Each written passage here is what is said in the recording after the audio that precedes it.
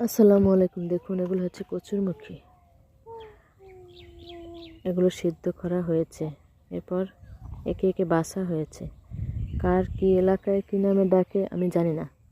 আমাদের এই এলাকায় আবার এগুলা গাটি রান্নাও বলে। এগুলো বেছে পরিষ্কার করে পানি দিয়ে কাঁচামরিচ, পেঁয়াজ কুচি, রসুন কুচি, তেজপাতা এগুলো দিয়ে কিছুক্ষণ জাল দেওয়া হয়, এরপর সিদ্ধ হয়। সব সিদ্ধ না হলে ওগুলোকে আবার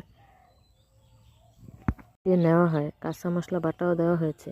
এদিকে একটি বড় ইলিশ মাছ সিদ্ধ করে কাটা ছাড়িয়ে নেওয়া হচ্ছে।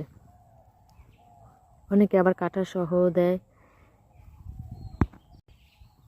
আবার কাটা সহ অনেকে খেতেও পারে না, সেই জন্য কাটা ছাড়িয়ে দেওয়া হচ্ছে। রান্নাটা শেষে আবার ভাজা মশলা,